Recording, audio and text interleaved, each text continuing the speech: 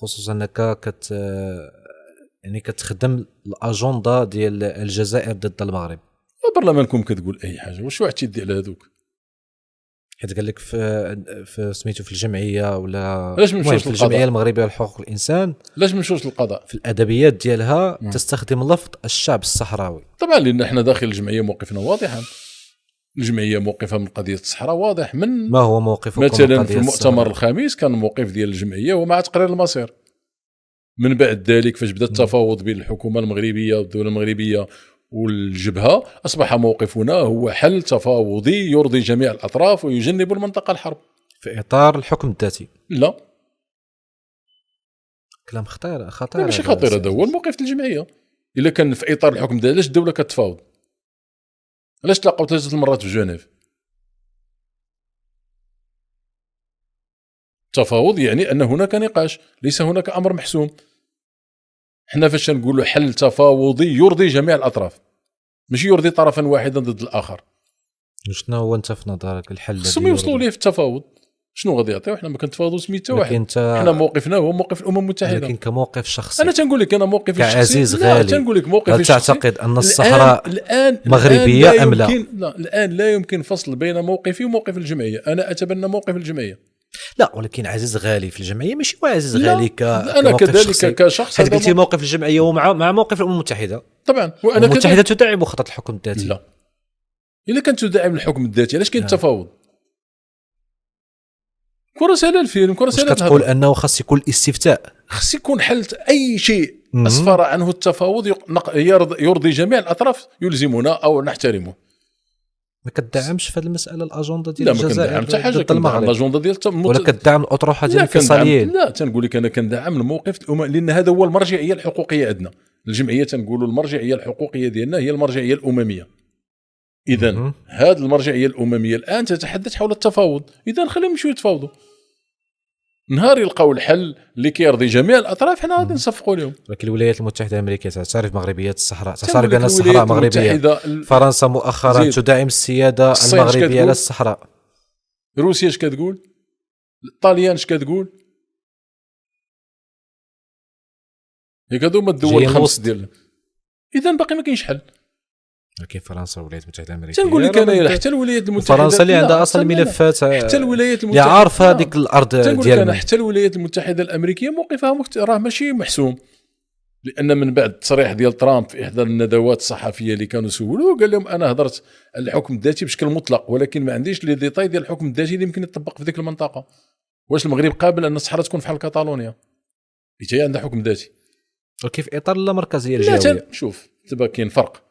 غير فاش نحطوا شي حاجه تكون واضحه. احنا حتى الان موقف الجمعيه هو موقف الامم المتحده الداعمه للتفاوض. السؤال ماشي هكاك لماذا نضغط؟ كاين فرق بين انك تضغط من اجل احقاق الحقوق المواطنين وما بين انك كتضغط لشي حاجه ديالك انت. نحن نضغط من اجل ان تكون دوله الحق والقانون ويتمتع المغاربه جميعا بحقوقهم، وهذه مشروعيتنا وهذا الشيء اللي خصنا نديرو. انت عمرك زعما ضغطوا عليك في شي مساله، تعرضت لضغوطات، تعرضت لتضييقات مثلا؟ لا كثير ما كنهضرش عليها. علاش ما كنهضرش؟ لان كنعتبرها جزء من العمل. كرئيس الجمعيه هذا وعد خديته على راسي، نهار ما بقاش رئيس الجمعيه ونهضر عليها. طيب كرئيس الجمعيه المغربيه لحقوق الانسان، كنعرفوا انه زرتي بزاف ديال البلدان، بزاف ديال دول العالم، على ما اعتقد كونتي واحد الشبكه ديال العلاقات، المهم العلاقات الدوليه في مجال حقوق الانسان. بكل صراحه واش عمرك استغليتي علاقاتك الدوليه في مجال حقوق الانسان للضغط على المغرب قانونيا؟ استغلالا لا، كنظن باللي ما محتاجينش للعلاقات الدوليه باش نضغطوا. هناك اليات الامميه ديال تقديم التقارير اللي كتقوم الجمعيه بالتقديم ديالها. مثلا مؤخرا قدمنا تقرير حول الاختفاء القسري بشكل عادي وبشكل علني وفي اخبار الجميع. لسنا في حاجه الى اللجوء للعلاقات الدوليه من اجل هناك ميكانيزمات امميه نشتغل بها بشكل واضح وهي اللي كتشتغل بها الجمعيه. ولكن عمرك مثلا لجأتي لعلاقاتك الدوليه في هذا المجال ديال حقوق الانسان بخصوص ملف حراك الريف؟ طبعا التجأنا من اجل الضغط على الدوله المغربيه. مثلا اتصال مجموعه من البرلمانيين الاوروبيين، مجموعه ديال البرلمانيين على الصعيد الدولي من اجل نصره معتقلي الريف المعتقلين السياسيين معتقلي حراك الريف. كان لقاء مع برلمانيين وكان لقاء مع مسؤولين سياسيين من اجل الضغط، لانه لا يمكن ان نقبل ان يستمر اعتقال الزفزافي وجلول واحمجيق وحاكي ودهشور وهذا فقط لانهم خرجوا كيحتجوا من اجل مستشفى ومدرسه يتحكموا ب20 سنه ويبقوا الى الان في السجن. كتشوف انه مؤخرا كان العفو ملكي على الصحفيين، منهم عمر راضي، منهم الريسوني، منهم بوعشرين الى غير ذلك. في منصات التواصل الاجتماعي الاغلبيه كان يتساءل العفو الملكي على هذه المعتقليه ديال حراك الريف. علاش؟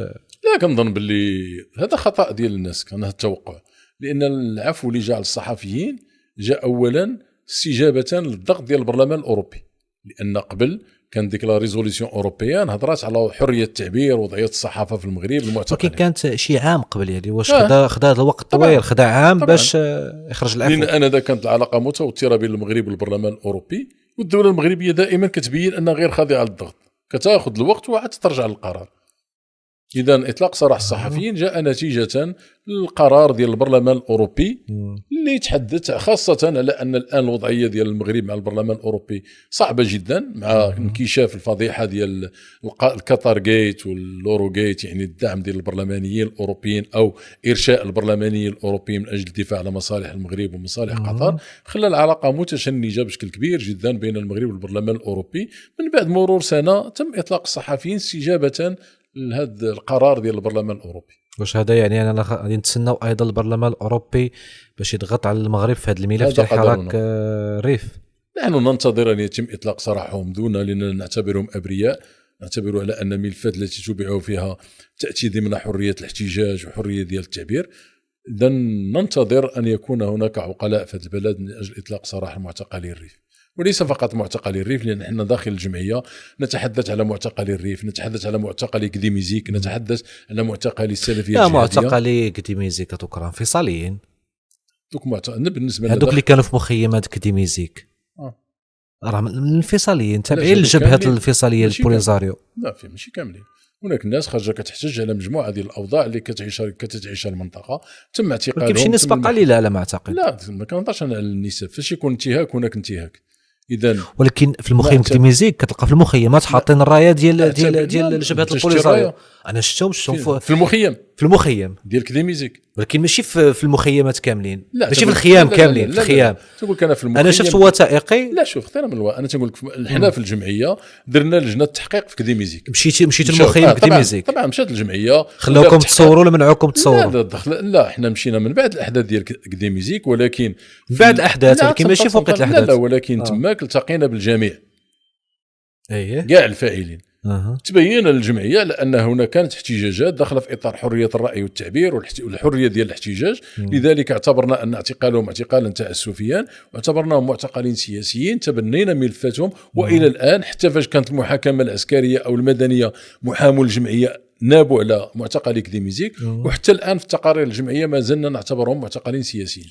ولكن حريه الاحتجاج غتخليني انا مثلا نمشي نشعل العافيه في التكنات مثلا ديال القوات المساعده، ولا نمشي نشعل العافيه مثلا في الوقيته ديال المخيمات كديميزيك فاش خرجوا راه شتيهم شعلوا العافيه في شارع السماره وفي شارع طنطان في العيون. مثلا في الريف ديك العافيه اللي شعلات، مع الاسف حنا مشينا كذلك للريف ولقينا ان هناك شكوك كثيره حول ديك العافيه اللي شعلات في ديك الدار. ولكن مدير الشرطه القضائيه كيأكد على هذه المساله. نقول لك راه كلها تيأكد اللي بغى يأكد. حنا مشينا وتلاقينا مع الناس ودرنا لا كرونولوجي وتبعنا حتى حنا ودرنا التقرير ديالنا وصدرناه، وفاش درنا التقرير ما جانا حتى شي رد من السلطات تقول لك راه هنا كذبتوا ولا هنا ما درتوش. راه هناك الكثير من مثلا في الاعتقالات ديال الريف فاش مشينا كلجنه التحقيق لقينا على ان مجموعه ديال الشباب ديال امزورن اللي تم اعتقالهم دار لهم ان بريليفمون دادين، وما كاينش في المغرب قانون قانون يؤطر البريليفمون دادين للمواطنين. عندك ادله على طبعا المساله؟ حنا الشباب قالوها لنا. لا قالوها، لا ماشي قالوها، ولكن بشكل مسؤول. وفاش كتكون لجنه تقصي الحقائق فاش كتلقى معلومه متواتره كتكتبها في التقرير ديالك. وانا ذاك السلطات اللي خصها تجي ردات على هذه المساله ولا لا؟ السلطات ردات على هذه المساله؟ اذا حنا بالنسبه لنا كاينه. وفي مخيم قديميزي كذلك في التقرير ديالنا وقفنا على مجموعه ديال الحقائق وصدرنا التقرير وارسلناه للسلطات وما جاوبوش. اذا داكشي اللي عندنا في التقرير صحيح. وفي مخيم قديميزي حريه الاحتجاج تخليني نمشي نشعل العافيه لا مثلاً تنقول لك في ما عرفناش شكون اللي شعل الشوارع، ما عرفناش شكون اللي شعلها. ونرفع الرايه ديال مثلا الفيصليين. مثلا في الحاله ديال كديميزيك مثلا، لا خدينا الحاله ديال النعمه الاسفاري ما كانش تما كاع في العيون، واعتقل وحكم. هاي حاله واحده نوقفها عند هذه الحاله ديال النعمه الاسفاري، بشهاده الجميع ما كانش في المخيم. راه العمل الحقوقي هذه الصعوبه اللي فيه. ولكن واش العمل الحقوقي وانا مثلا في دوله مغربيه واش خاصني نكون محايد في هذه المساله؟ طبعا هذا هو العمل الحقوقي. ولكن خاصني ندافع على الامن القومي ديال البلاد. لا تنقول لك انا كحقوقي ما بغيناش حنا نكونوا بحال ليبيا ولا بحال السودان ولا بحال يكون عندنا انقسامات وكذا، ونولي ما نصوروش مثلا البودكاست معاك الا وخاصنا ندوزو بزاف. الا ما اشتغلناش باش نديروا دوله الحق والقانون غنوصلوا لذاك الشيء.